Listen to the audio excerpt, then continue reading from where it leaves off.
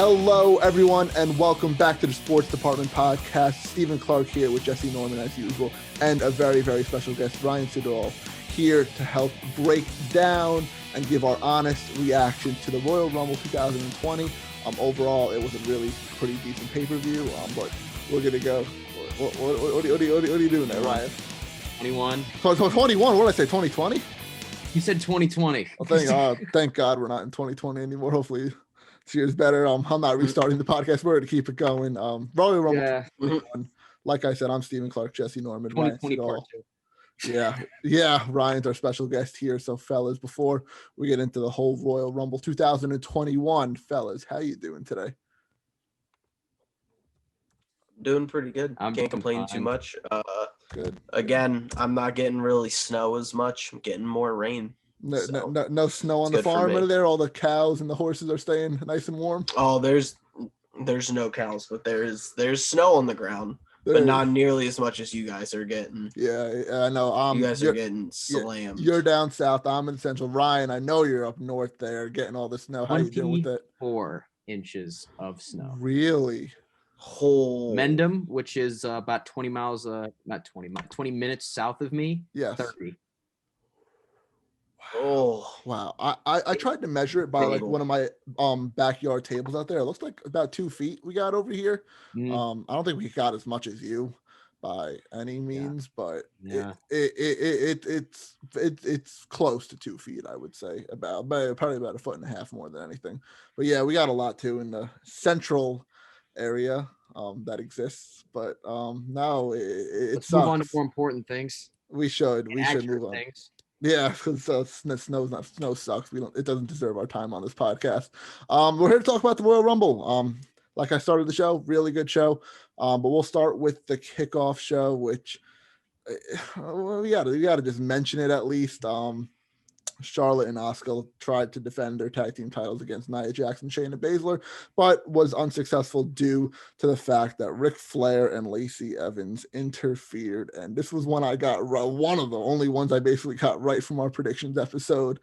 I just went on a long shot here. I'm not a fan. What do you guys think about them regaining the titles? I'm not a big fan of it personally, but I want to get your guys' opinion. I mean, on this. It's obvious they don't really ever have a plan with these tag titles. I really think they gave them to them just to make it so that Charlotte's got another accomplishment added to her total. I don't care that they took it off of them, but why give it back to Baszler and Jax? Like, who was crying for more Baszler Jax? You got the Riot Squad over there. You got a couple of their makeshift teams even you could give it to. Like, come on at this point, right? Ryan, what do you think? Billy and Jilly. We'll get to that. We'll get to them later. Yes, but we will. I think that this is obviously I think that they got the titles and then lost the titles. This was all part of the master plan, as they say. They were going to have the titles taken off of them to further the feud between Lacey Evans and Charlotte that they probably already had in the books months ago before Charlotte and Asuka even became a team. So it's whatever. I just think it's weird that Ric Flair. I just think it's weird Ric Flair's crushing on a girl that looks exactly like his daughter. Like, is that not weird? Like, is that weird? Sweet home Alabama, ladies and gentlemen. Oh boy. Yeah, it's a little weird. I'm not. It's interesting what they're running with it. I'm guessing this is going to lead to Charlotte and Asuka probably going one-on-one for the title at Mania. Or maybe a triple threat with Lacey. Who knows too? But this isn't really. They're going to do a triple threat with. My only problem with Charlotte Asuka again is we have already seen that exact match at Mania, and it would be like, oh, at least Asuka can get her win back, but she wouldn't. There's absolutely no way she would win that match. So then she would just lose to Charlotte again at WrestleMania after Charlotte already beat her streak at Mania. Yep, that's exactly. And this is the best Asuka. This is the best Asuka has been since then. So if they just have her do the exact same thing again, build her up just to have her lose to Charlotte again at Mania, it's like, wow, I feel like I kind of already seen this 2-3 years ago. Yeah, it's like the Twilight Zone, honestly. Just like stuff just happening over and over again. I'm like, this doesn't deserve any much more of our time. Congrats, Jackson Baszler. They're the new champs again, two-time champs. But let's get into the main card and started off with actually a really surprising match to open up the card. I expected this to be definitely later in the show. But we had Drew McIntyre defending his WWE title against Bill Goldberg. Goldberg indeed, coming out in those fight shorts. No more little tight short shorts for the man. I guess he's sick of that. I don't blame him. But a lot of us were scared going into this match. As our friend Dante would say, there's going to be a lot of dirty diapers, and I was prepared to have several have several replacement diapers on me once Goldberg won the title.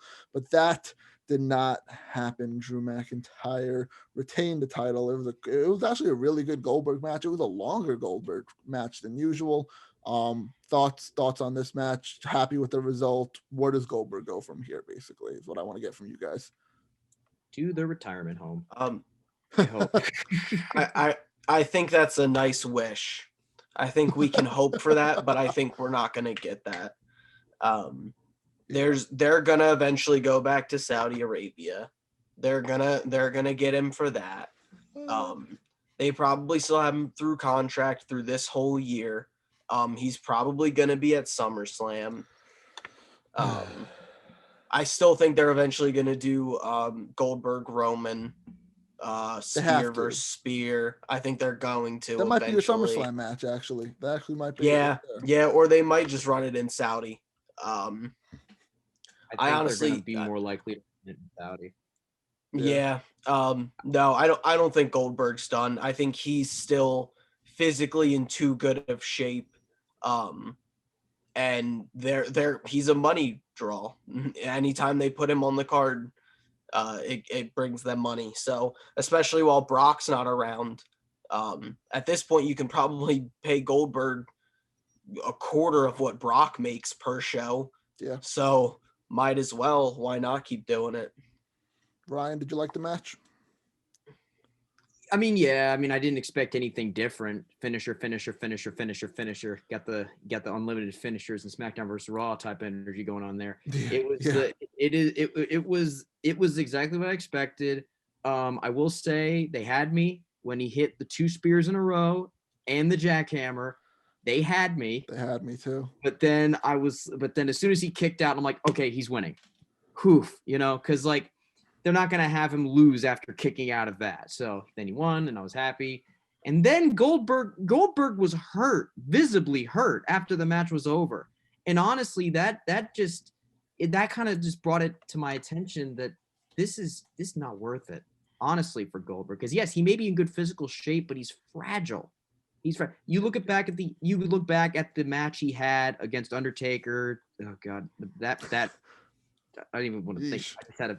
I just had a flashback thinking about that match. My God. And then this match, he got hurt again, presumably. I don't think it's worth it for him to keep doing this, honestly. And if they do bring him back, I don't think it's going to be for a title, or at least I don't think it's going to be on a show that's in America. I think it's going to be more of a Saudi thing, like Goldberg against Triple H. Fine. Rematch from 2003, like that type of stuff. I'm fine with that. Me too. If he just does quick sprints here and there, and if they don't involve the title, I'm perfectly fine with him showing up every once in a while doing a match, because he's still under contract for another year, I think, or so. So let him finish out his contract. If he still wants to do those Saudi matches or these one-off matches that don't involve the title, I'm perfectly fine with keeping him around. But having him in the title picture just for showing up on Raw Legends Night makes no sense to me whatsoever. So I'm glad he's out of the title picture. A nice show of respect after the match between Drew and Goldberg, so that was cool. They showed respect to each other, which is great. It basically closes up this feud, showing me that this feud is all wrapped up and done. So that works for me too. But that was a great way to open the show. And honestly, another thing I wanted to add to that kind of shows me that he's not going to be involved in the title picture anymore is the fact that he shook hands after the match was over. Yeah. He didn't do that to Braun when he lost the title at Mania. He just walked off. This time it felt like a passing of the torch kind of moment. So I think that was the signal of like, maybe I'm too old for this. Here you go, take the ball and run with it. You've had the ball already, but now you've secured it. had to take the torch from Goldberg in 2000. How else am I gonna put it? That's what the moment felt like. No, I know what it's you're just I I know think what you're it's saying. I Yeah. think it's funny that that's what WWE does though. It's like, oh, Goldberg, like that's Drew what forced Drew has been coronated. Drew has been coronated like 2 to 3 different times. Right. And every time we talk about Mania, it's like, oh, Drew's getting his coronation.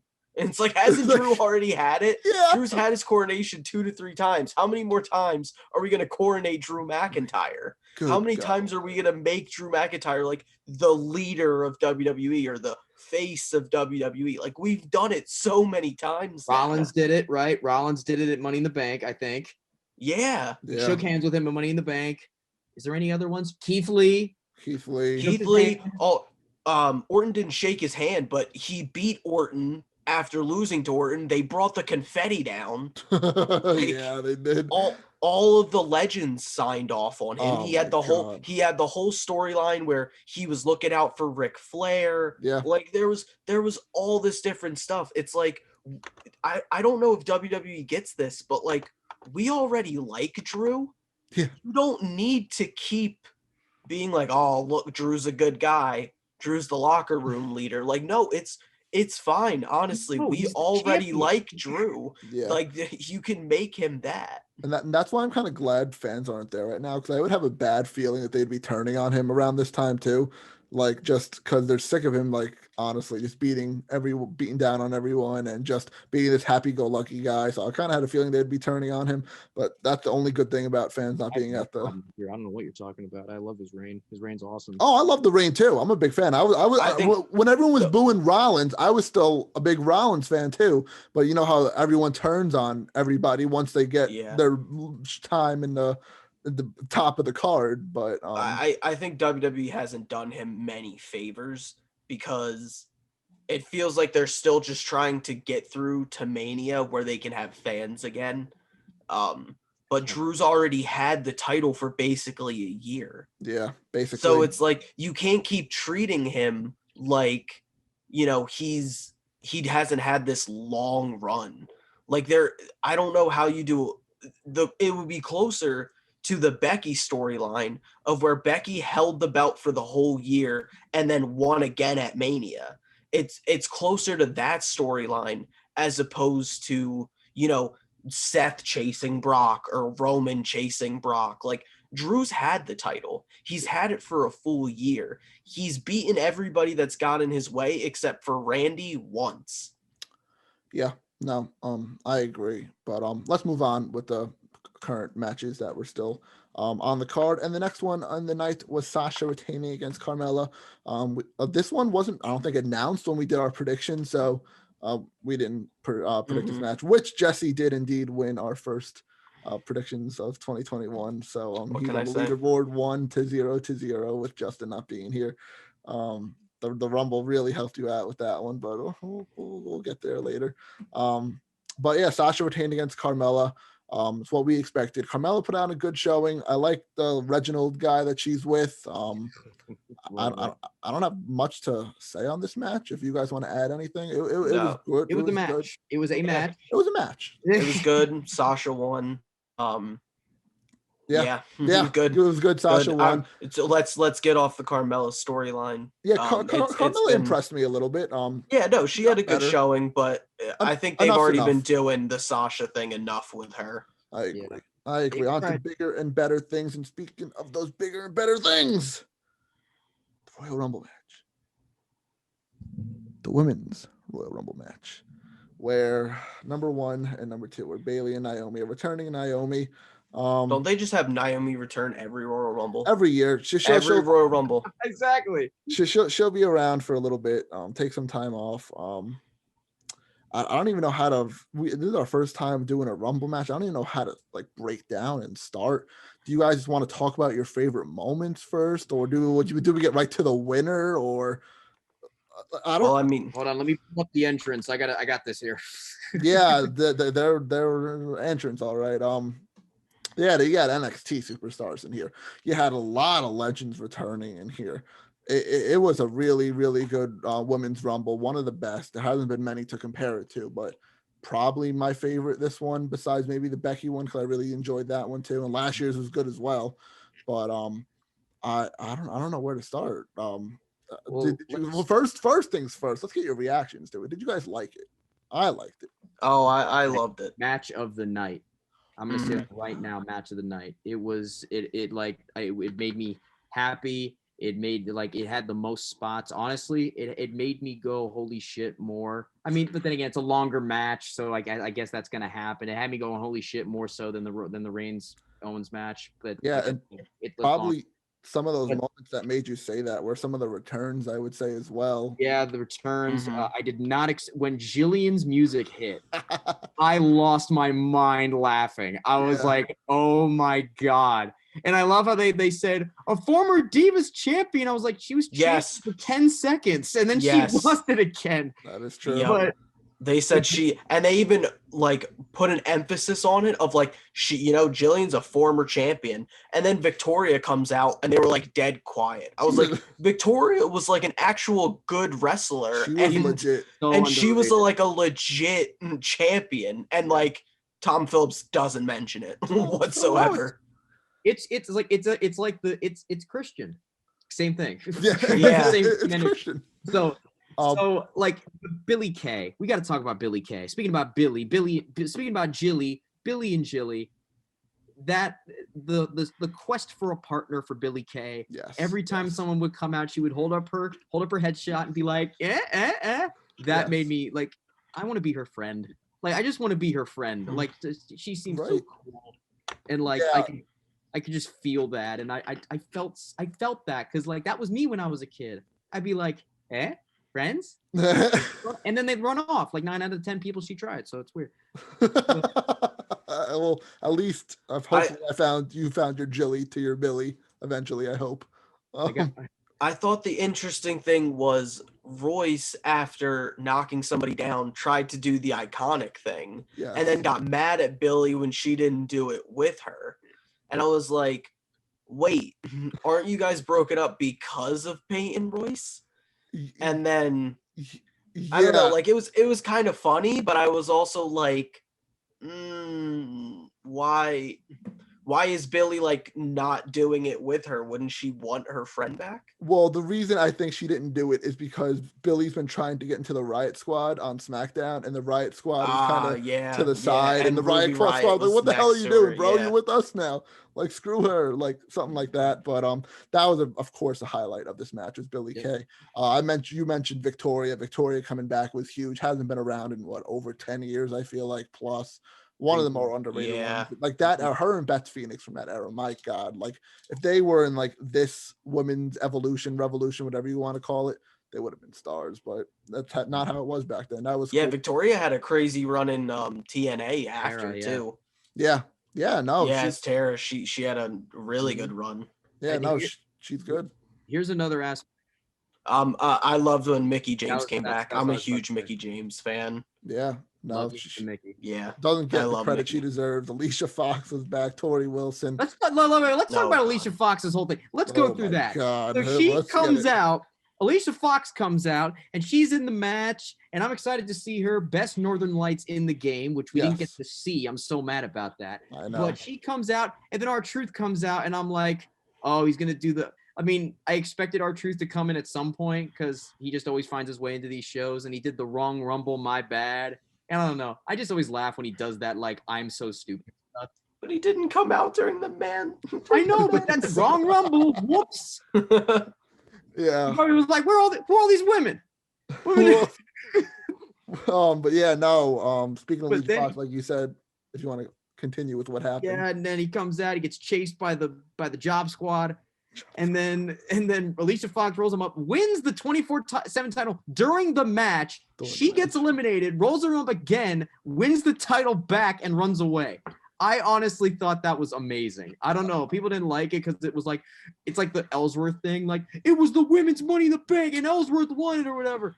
This is different. It was fun. It was funny. It was stupid funny. and fun. Come on. Yeah. All right. Yeah.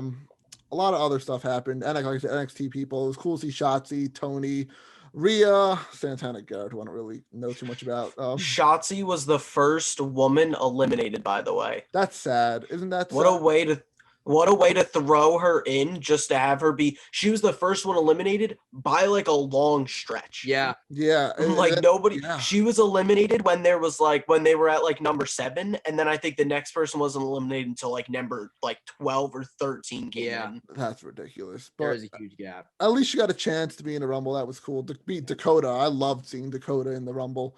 She didn't last. Oh yeah. Long, but, my one huge critique. Yes. They didn't show Bailey getting Yeah, eliminated. they missed that. Yeah, they had to Yeah. show it on the replay. They only showed it like once, and they showed like the end of it.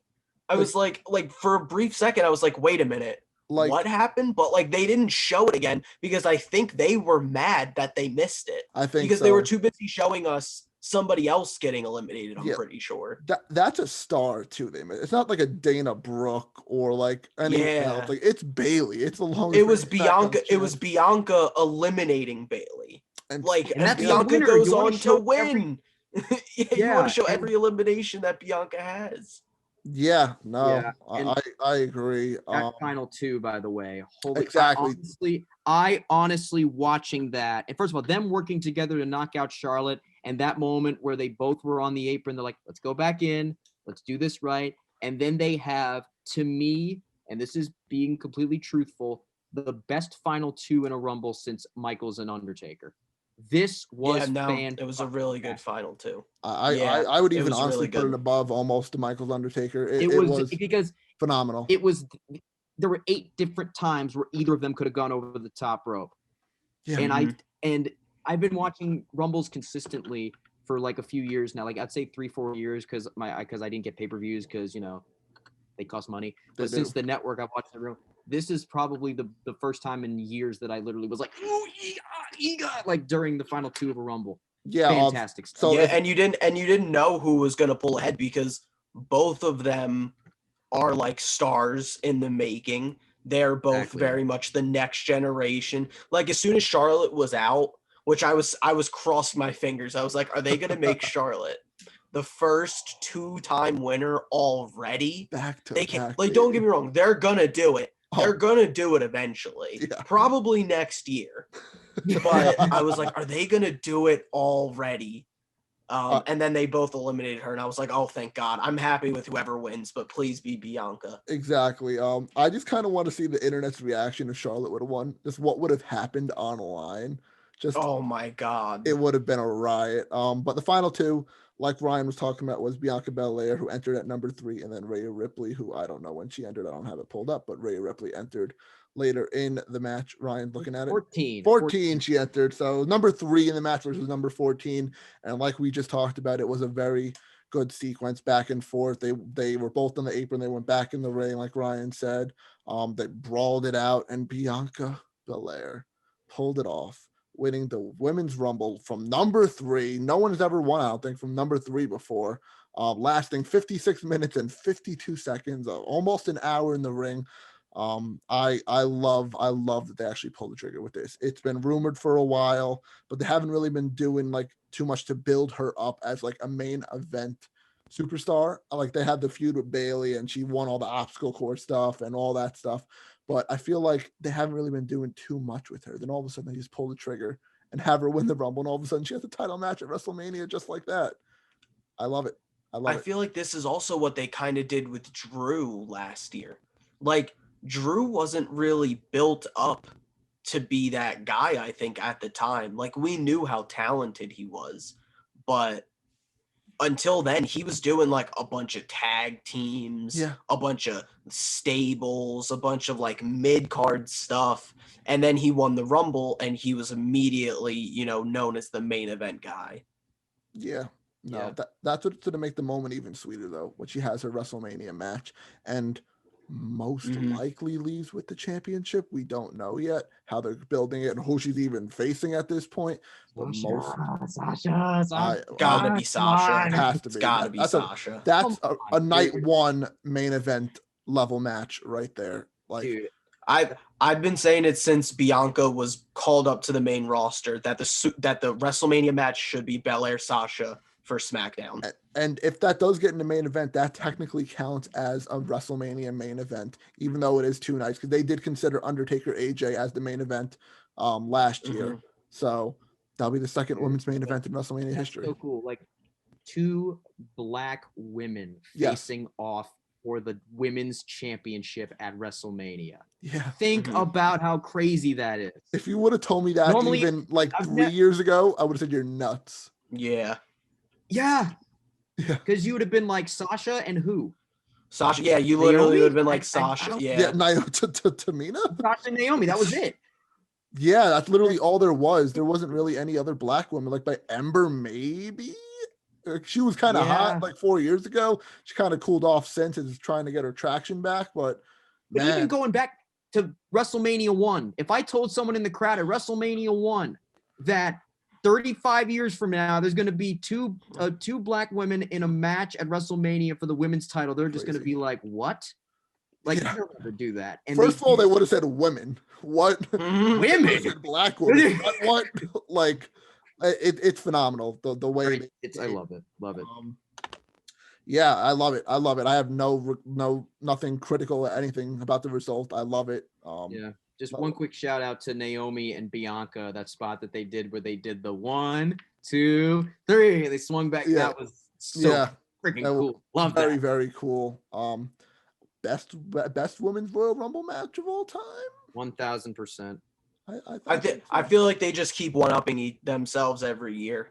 So I think it's fair that this probably is, and then probably next year will be better. Yeah. No. I agree. Great. Charlotte wins. I'm holding it to that. Until Charlotte wins. I will remember this. It's only Charlotte or Becky will be the first 2-time winner. Bailey might win it like next year, or Bailey or Sasha might win it next year. Like all the 4 horsewomen are gonna win the Rumble, and then Charlotte or Becky is gonna be the first 2-time. Probably. Guaranteed. Probably. So let's move on with the card. And now we have the Universal title match. We had Roman Reigns, who was defending his championship against Kevin Owens in a last man standing match. I'll get to you guys right away.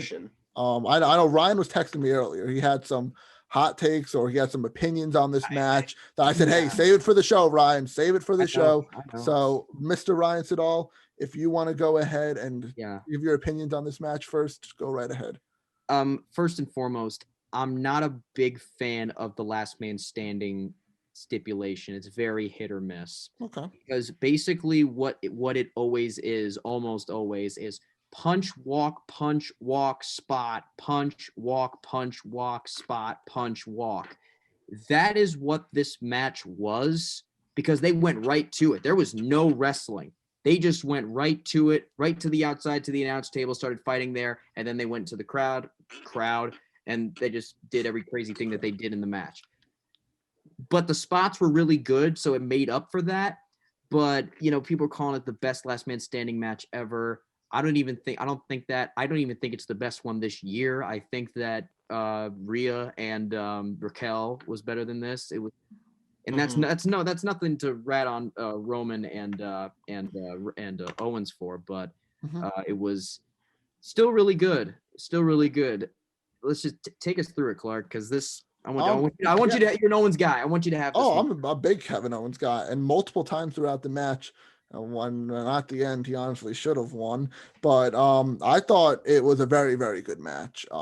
I loved all the spots. I thought it made Roman look like the dominant heel that he is. It made Owens look really strong for a top contender to the title on SmackDown.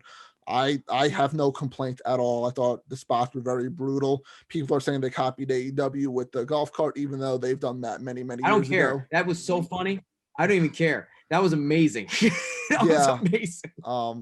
They even though that spot's been done by like WWE like 20 years ago or whatever, but before AEW existed. Exactly. But if the stands of AEW want to think that, let them think that. That's fine. The Swanton off the forklift was insane. Kevin Owens is such an agile big man. I love Kevin Owens so much. By the way, in the background you saw the other ring, right? Yeah. Apparently that was for mocap for 2K22, they were doing mocap backstage at Royal Rumble. So that's why the ring was back there. Yeah, allegedly they were going to be scanning a lot of people and stuff too. Yeah, that's exciting. The 2K series is back, but I mean that's one word to use. But it was just very brutal. Of course, we have to talk about the ending, and I'll go to Jesse about the ending part of this match. It personally didn't ruin the match for me because it's Owens handcuffed Reigns to like the part of like the scaffolding around the ring, and Heyman obviously couldn't unlock the handcuffs to get Roman up, and the ref stopped counting. I just want to know if it ruined it for you, Jesse. I didn't ruin it for me, really. It happens. It's a mistake. It happens. It happens. It was clearly a weird angle that Heyman couldn't get it. What happened before this absolutely made it so that nothing could ruin it. When Roman just grabs the ref and just throws him into the thing to break the count. Oh my God, I was so thoroughly entertained. I just started dying. I was like, that is so funny and so genius. I love it. And then Roman technically did get to his feet because he was like in a squatting position. I think they didn't do a good enough job on commentary and camera work wise to show that.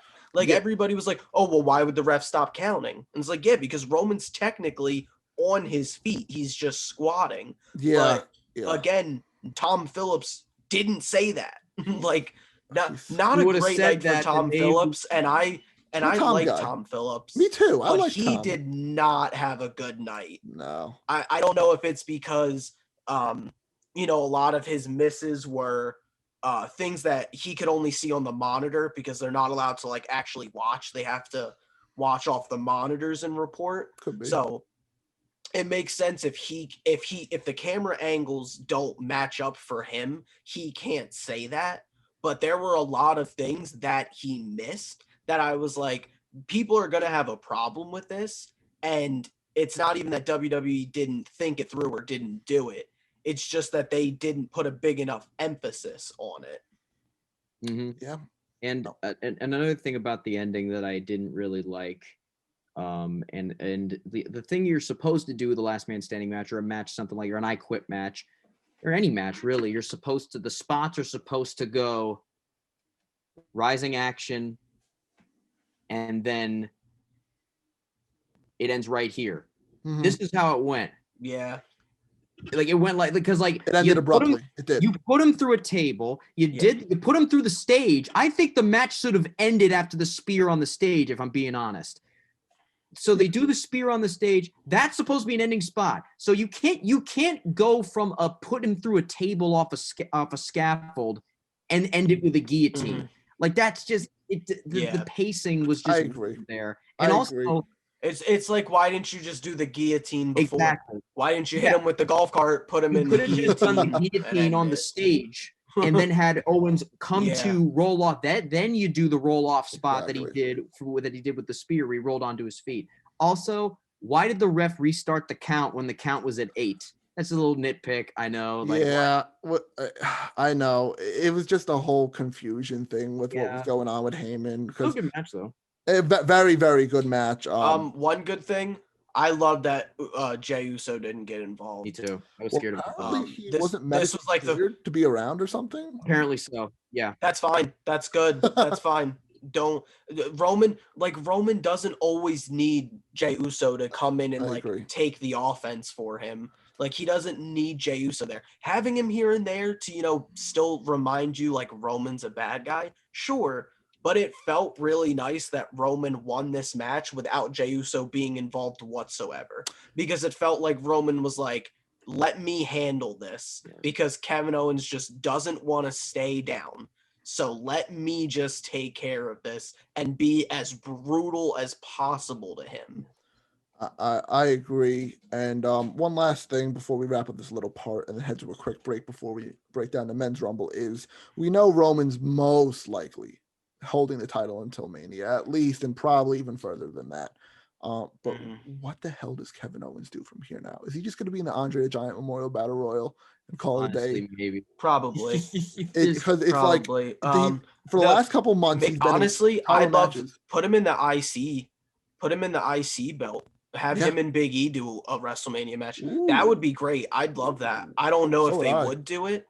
Face versus face. But or even do like a big intercontinental match. Do Another ladder match. Owens, Man, ladder Big match. E. Boom, right there. Throw Dolph in there or You got something. guys. Like do like a Sami Zayn. Yeah, exactly. Throw Zayn in there. Throw Hardy. Yeah, Corbin. Mysterio. Do like honestly. Do like a 6-man intercontinental. I like that. I like that. So that's it for this little part. We're gonna take a quick break right here, then just break down the men's Royal Rumble match, which we have a lot to talk about there. So we'll be right back.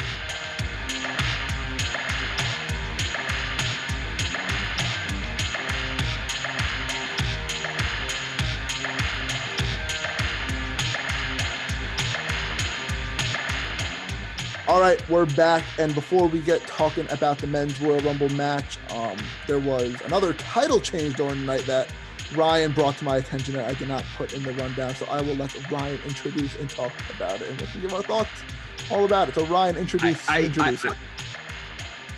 So, they go to the panel, Yes. the panel of JBL, Caruso. Who else was there? Jerry, I think, or Booker, one of them. Yeah, just one of them. And Peter Rosenberg. R-Truth comes up from behind him, and he's talking about how everyone's chasing me for the title. Everybody's been chasing me. But then Peter Rosenberg, but did you know that John Cena's here? And R-Truth's like, John Cena, where is he? His childhood hero. Low blow, his hero, John Cena. Roll up, low blow. Peter Rosenberg, the new 24/7 champion. I now have the distinction of saying that I have shook the hand twice Really? of a WWE champion. Like, You've met Peter Rosenberg? I met Peter Rosenberg twice. He's super nice dude. He's actually really timid in real life. I think that I think radio and TV is kind of his like escape kind of thing. Because like when I met him, he was very like, how you doing? You know, very very quiet guy, and I wasn't expecting that. But yeah, it was super funny. And then the next day, live on the K Show, 98.7 ESPN, and yes, in his hotel room, R-Truth comes from behind the curtain, pins him, and Michael K with the greatest wrestling call ever. 1, 2, 3, see ya. That was so funny. Oh, I love Pete. My God. I just have to Pete. say that because that honestly I was screaming my head off because like my dad and I are huge K-Show fans and we're both big, we're big Peter Rosenberg guys. And my dad kind of knows the 24/7 championship just a little bit because I mentioned it a couple times at like dinner and whatever. Yeah. So when I said, Rosenberg's a champion, he's like, get out of here. And then we like fantasy, it was like a father-son bonding moment. We fantasy booked. We were like, what if no, he loses the title to Don LaGreca, and then Don gets pinned by Dan. Like that. That would be the best thing ever. And then it circles around like the wrestling journalist community. That was just, it didn't happen. It did not. I wish it that would have been. I love Rosenberg too, just like you. Hot 97, ESPN radio, all that stuff. I'm a big Rosenberg fan. I was just happy to see it was cool because he's been with the company. Obviously, a dream come true for him. And he's been with the company for a little bit now, so it's cool to see him get like rewarded kind of for being with the company and like, you know, doing all the kickoff shows and stuff. Even though it was only a day he held the title, who the hell cares? It's a 24/7 title, but it was fun. I thought it was funny. A lot of people didn't like it because a lot of like outside people of the New York, New Jersey area don't really like know who he is. Like we know who he is, so everyone was like, "Why did you have this guy win of all people? Like have Charlie win the title or something instead of him." But I liked it. I personally liked it. I thought it was fun. Jesse, you liked it? No, I liked it. I thought it was good. One thing I did want to bring up because I forgot to bring up earlier. That I really couldn't stand during this pay-per-view. Jerry Lawler's on the women's Rumble. Oh my God! Borderline sexual assault. I don't think it was borderline. I think it was. It was. I really think it was. What were some of the things he said? Because I've tried to forget. If I die, I hope this is what heaven looks like. Bunch of different stuff. I thought we were gonna get the puppies call. I really thought we were gonna get the puppies call. Yeah, I really thought he was going to too. Here's my thing. Here's my thing. I'll let you finish, Jesse. I'm sorry, you were going to say something. But why didn't you put him on the men's? That's what I'm saying. The men's is there. That's if Jerry has this problem where he can't control himself when talking about women wrestlers, why put him on the women's match? And plus, he represents an era of women's wrestling that, in retrospect, was very detrimental to women as a whole, sexualized them, materialized them, and he was the face. He hosted all the bikini contests. He was the guy to puppies or whatever. Puppies. Woo, HLA. That was all him. And to have him for the Women's Rumble because he represents women. Not a fan of Jerry Lawler. No, it was bad. He also wasn't good. Like he wasn't good at the commentary that he did have. It was clear, like when Jerry does commentary, you can clearly tell he doesn't watch when he's not there. Sure. Like he comes in and is like, "Oh, like who are these people?" Like I'm pretty sure he didn't know who Rhea Ripley was. Like Rhea Ripley is like the biggest deal in NXT. Yeah. Like just it's NXT. I get the whole like they're loyal to Jerry and him and Jim Ross were, the flagship for so long, but it's not there. It is past his time. Yeah, if you're gonna roll him out for a men's Royal Rumble or for like a Cena match or for somebody he like, commentated for. Having him on the women's Royal Rumble was just bad. Like it took away more than anything. I agree. I totally agree. It sucked that they did it, but can't change anything about that now. I really wish they didn't do it. But let's talk about bigger. I hope and pray they don't do it next year. That would be bad. I really like. I'm not a big Beth Phoenix fan as far as commentary. Yeah, I would much rather have Beth Phoenix on commentary for the Women's Rumble because it at least makes sense. It at least makes sense why she's there. I thought she was going to be in it this year. Jerry was there. I thought Beth was going to make an appearance. The guest commentary ring for the Women's Rumble has just been awful. You had Stephanie the first year, who was just ugh. And then she invented women. Yeah, she kind of did. So. Let's talk about better things. And we have the main event of the night, which was expected to be the men's Royal Rumble match. And on WWE Backstage the night before, they announced that Orton was number 1 and Edge was number 2. But as we saw as the match started, they swapped them. So they must have made a change to the winner within 24 hours, or they wanted just not to be Michaels and Benoit's number 1 or something. Why. I think that's why they wanted. Go ahead. Why does it matter who was That's 1 and who was 2? They both start at the same time. It doesn't. It doesn't. Didn't Mysterio started at 2 and 1, didn't he? But they don't count that. I'm like, he was in there just as long as. No, he was in there the longest of anyone ever. He was in there the longest. Well, besides Daniel Bryan in the 50-man. In the greatest Royal Rumble. Underrated Rumble performance, I must say. Bryan, he got tore up in that. Yeah. He got destroyed in that. Similar to Edge in this Rumble. Who cares? Yeah, it's just the number. Like if I had to pick between if I would be 1 or 2, I'd pick 1 just because like you get more recognition. Number 1. Yeah. But yeah, number 1 winners before our HBK and Benoit. Before this night, and number 2 winners, I think, were why they did it. Ray and McMahon, I believe, were the only ones from number 2 that won before. Yeah, but McMahon wasn't in the match. He was out of the match, and he just came back in because he basically did what Orton tried to do at the end. We'll get to that later, but I think they honestly did that because they didn't want to say there have been 2 men that have won from the number 1 position. One of them was Shawn Michaels. Now and they just show Michaels. And they show Michaels. But no, Ryan, you just mentioned it right now about how Orton got hurt during the match and had to leave during the match. And we'll get to that later when he comes back. But I don't know about you guys, but they got me up until they showed him backstage.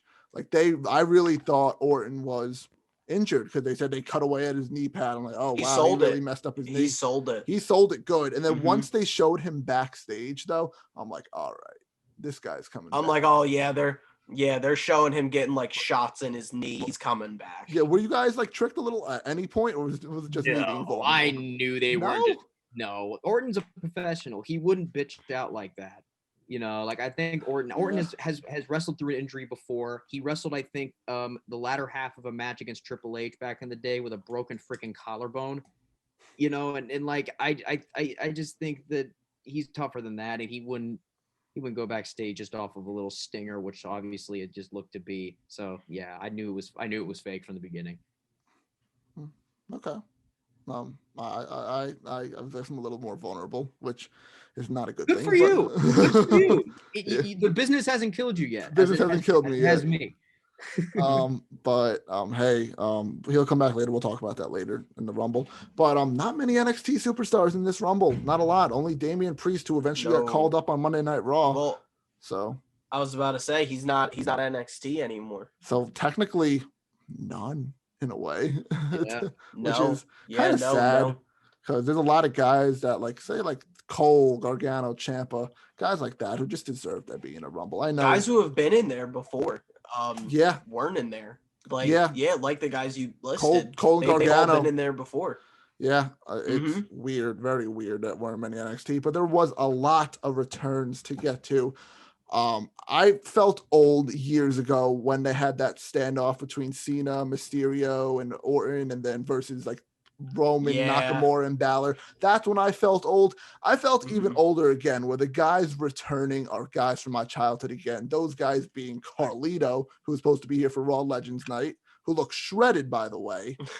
Yeah, body guy Carlito. What is in those apples? My God. I don't want to know, but man, he looked shredded.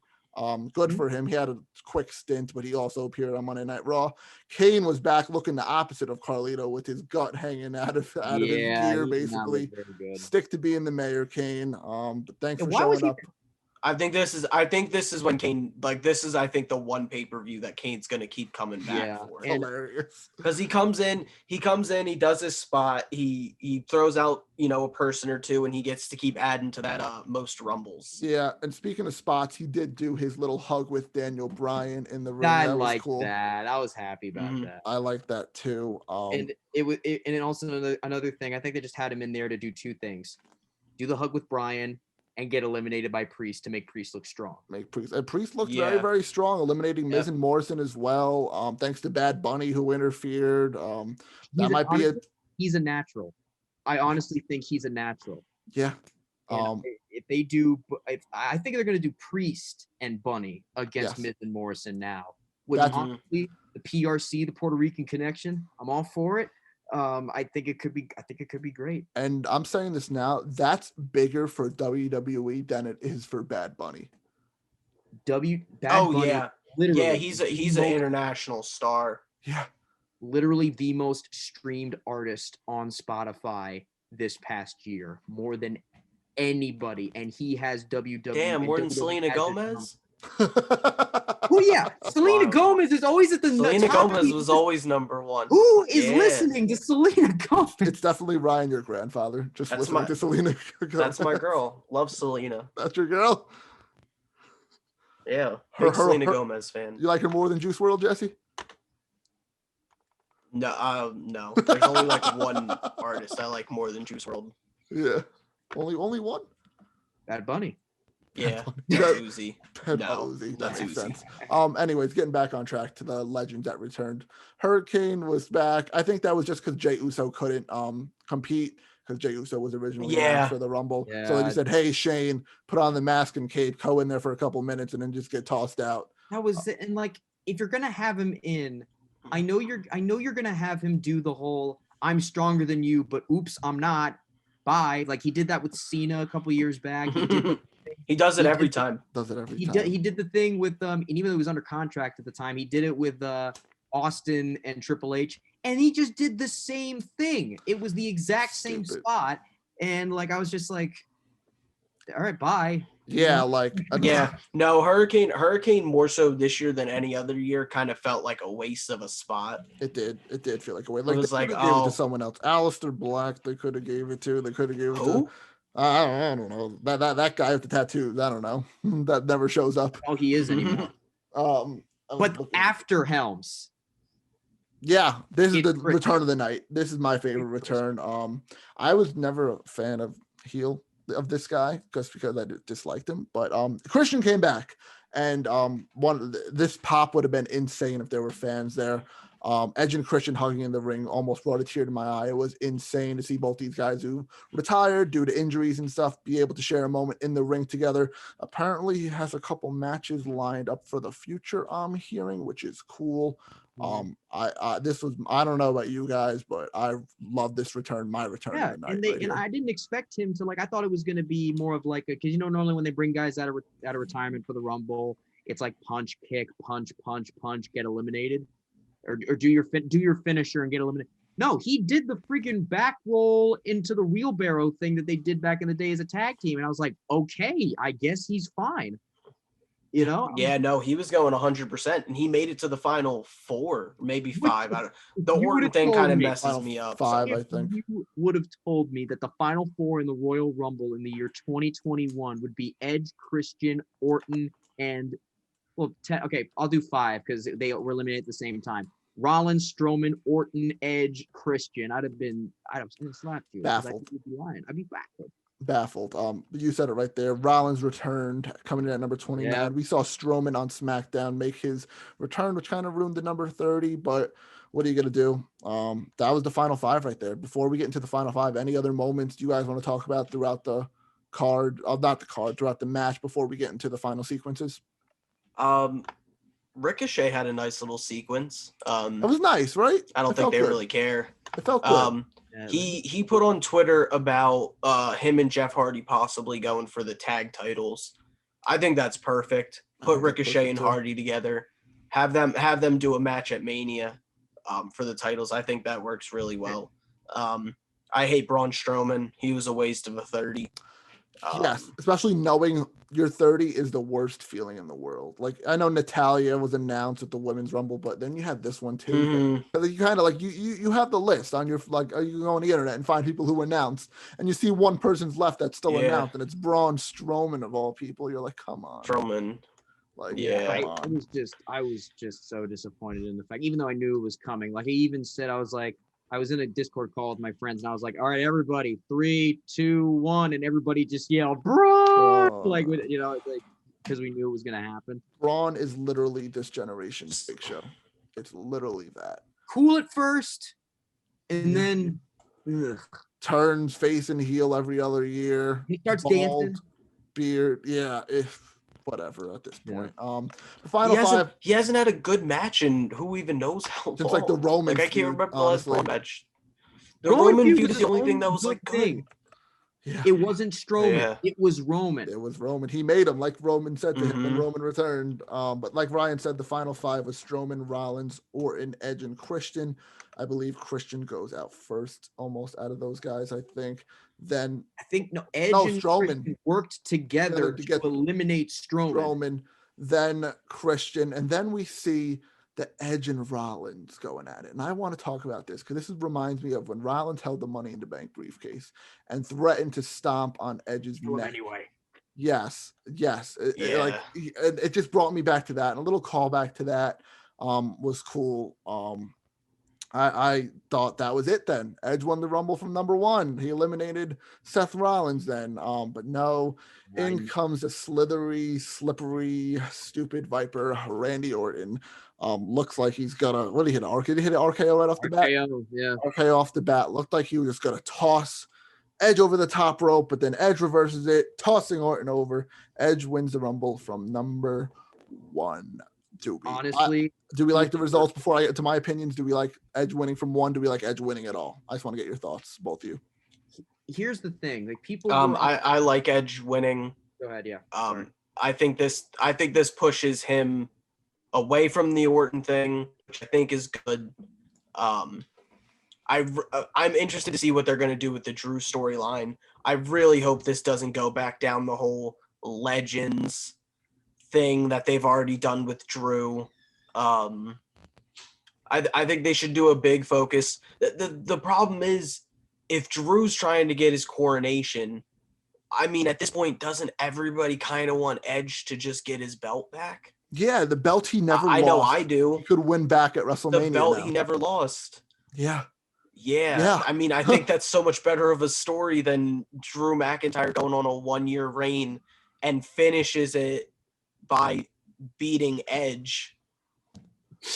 I think the current plan. I don't think that's that good. I think the current plan is for Edge to jump over to SmackDown for Roman, but having Edge beat Drew, have Drew go on a heel tear now, I think that'd be awesome. I think that'd be really, really cool to see that happen. I think they're scared to turn Drew heel. Yeah. I think they're going to keep him face. I think they're going to keep him face for too long. Like, even after he loses the belt, I think they're going to keep him face for a while. Yeah, I possibly. Ryan, did you like Edge winning for number one and the whole Edge winning in general? I did like it, especially considering the stories that were intertwined with the ending, the whole Christian reunion, then him eliminating Seth after getting revenge on him for trying to kill him a few years back. Yeah. And then eliminating Orton after he separated his shoulder in the match back in June. By the way, did you know that match was 45 minutes long? The greatest wrestling match? The greatest wrestling match. Yeah. Yeah. It was fantastic. Very good match. I was so I looked at it and I was like, 45. I couldn't believe that. Anyways, so he eliminates him, and the fact that a 45-year-old man went from number one in the Rumble, wrestled for an hour, that is actually insane. Yeah. You almost have to give it to him. Just his first match off of the injury. Year. It's insane. Yeah. And people were saying like, well, it's ridiculous. You're supposed to build up young stars in the Rumble. Here's the thing. You don't need the Rumble. The people think that if you don't win the Rumble, you're buried. You don't win if you don't need the Rumble. There's 29 people who don't win. Exactly. You could say that Rollins was buried. He wasn't buried. He was just eliminated. Yeah, Rollins came in super late and then got eliminated like kind of quickly. Within like 5 to like 10 minutes. I hate the internet so much. Like it's like they're so two-faced. Like they want to see Edge. They want to see Edge, and as soon as he wins the Rumble, they're like, "Whoa, too far." I'm like, bro. Like, I like it. I didn't say this. He lasted almost an hour in this match, 58 minutes, 28 seconds, which is, like you said, Ryan is incredible for 45 years old. I know one stat I saw online that people were complaining about, but which I loved because it kind of has to do with my childhood. The average age of the person in the match was like 37 and a half, I think, or something like that. The average age of all 30 guys. I was like, yep, that's the ruthless aggression era, baby. You have all the old guys in there. But no, I loved it. I thought it was phenomenal. Great storytelling. It's a great moment for Edge. I wish fans were there to see it, but what are you going to do? Pandemic, can't do anything about that. The fans will be there for his match at WrestleMania, which will be awesome. And just two quick things. So, well, go ahead, Jesse, before I get into my things. I was just going to ask, so if Edge is switching to SmackDown, let's just say we don't know what Edge is going to do yet, right? Yes. Who do we think wins the Elimination Chamber? Okay. And goes on to face the other champion? If Edge stays with Raw and goes after Drew, I think Bryan has a really good chance of facing Roman at Mania. If Edge goes to face Roman, I have no clue. There's no one. There is literally no one. Unless they prolong the only person. Oh God, that's gonna end it. Please, that's gonna fast lane and done. Hey, that's gonna be a good match. I'm excited. Yeah, but that's not a WrestleMania caliber match. It's gonna be good. On Raw, the only person that I can think is Keith Lee. But that's twice. They already did it. Exactly. They already did it. On Raw, I just don't. AJ, maybe? That? But AJ Drew already did it. Yep, I just remembered. I think AJ might have moved to SmackDown too recently because he showed up. That was part of the quarterly. They don't care about the trans, but he's on Raw still. That was part of the quarterly thing where guys can switch brands and all that stuff. Remember they implemented that like 2 years ago and no one remembers? Yeah, and then they took it back and then, Maybe you run Fiend? I'm just looking Fiend at Raw. And Drew, maybe? Fiend SmackDown. No, he's Raw. Isn't he? Oh, no, he is Raw. But I don't know. I think they're still doing a Randy Fiend thing. I think you're doing a Firefly Funhouse match again. I really think. Oh, no, but yeah. I want that. Or maybe you just run the rematch with Brock then. Maybe that might happen. Maybe they pull Brock back. Yeah, I think Honestly, Brock running through a chamber sounds good. That sounds fun. I'd be fine with that. Brock running through a chamber would be fun. Yeah, that sounds fun. Yeah, but apparently, according to someone who doesn't really have a lot of credibility in the circle anymore, but even because this is such a big claim, you wouldn't think he'd mess this one up. Dave Meltzer says the plan right now is Roman Edge at Mania. I like that a lot. I really do. Give me that. Give me the chiseled, like Greek god. The Greek god against the broken down old man. Give me that. I like that a lot. I really, really do. But I just don't see Edge walking away with the title with that. And I don't care. I don't see Roman. I don't care. Yeah, I want Edge to have the title. I want Edge to win. Me too. I want Edge to win. Me too. I want Edge to win too. But even if he loses, I'm still going to be like, damn, I hate Roman so much, but I love that I hate him so much. Yes, I agree.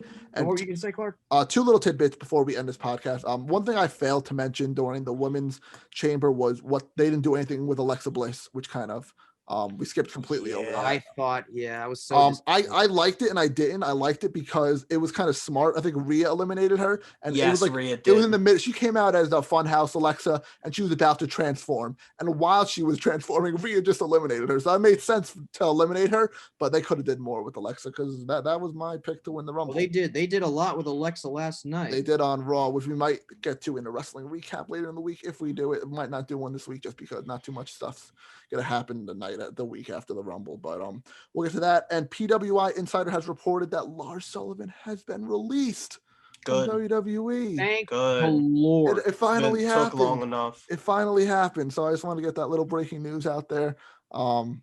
This just happened? Yeah, I saw like an Instagram post. How long ago did this Instagram post come out? It came out 44 minutes ago. Good. So by the Daily Accolade is the account on Instagram that says Lars Sullivan released from WWE. PW Insider reports that Lars Sullivan was released last month. And it's just so that's just how quiet they went. Good. Yeah. But that does it for the Royal Rumble. I just searched on Twitter Lars Sullivan, and it says Lars Sullivan released by WWE. Let's take a look at his best moments, and it's a 4 collage, and it's just a black screen. It was not. That's very funny. The only man who had a bad match with Aleister Black. Oh, we love talking about that on No Wrestled. The match was actually really good, but he doesn't. He messes up the black mask. Messed up the black mask, which tanks it. Yeah. But come back to beginning. I mentioned the predictions. Jesse, you are in the lead right now with predictions 1-0 with me and Justin. We're still figuring out a prize for the winner at the end, maybe a punishment for last place too. So we're gonna figure all that stuff out. Go into a house party without a mask and see what happens. Oh my God. That's a little too severe. That's very severe. If that person doesn't win anything, then they kind of deserve that. But Jesse's going to lead 1-0, and that does it for this episode of the Sports Department Podcast. Thank you guys for listening at home, whether you're on YouTube, Apple Podcasts, or Spotify. Thank you guys for listening. Thank you guys for watching. Make sure I subscribe on those platforms I just said. Ryan, thank you very much for joining us and filling in for Justin. We appreciate it. Justin, Joe, Steve, all of us here at the Sports Department, very appreciate you coming in, talking wrestling with both of us. Make sure you guys follow us on our social medias on Facebook, Twitter, Instagram, and TikTok at SportsDEPT Pod. We have a couple episodes coming out. Steve did an interview with some guy on the Yes Network. I want to get his name because I think he's a Yankees. Yes, he's a Yankees reporter. He does the pregame and postgame show. I was talking about it to Steve earlier, so that's a big deal for us. We actually had someone with some name. Jack Curry. Jack Curry, that's the name. Mr. Curry, if you're listening to this, I'm sorry. He's been securing interviews left and right. Yeah, and he just did. Yeah, and he just did one with Steve with us. So we're thankful for Jack Curry for joining us on the podcast on some Yankees baseball. So that was cool. I think the hockey one just came out recently. Maybe we'll get a basketball one or a Super Bowl episode. Yeah, that's coming too. A Super Bowl episode. That thing. Me and Steve just did our mock draft 1.0 too. Yes. We have a lot of stuff that's waiting to come out. We just need Justin to get home and edit it because he's been busy working, plowing snow, and sleeping in his car, working overnight. So he'll get to that stuff really quickly. So stay tuned to all that fun stuff I just said, and we'll see you in the next episode. Peace.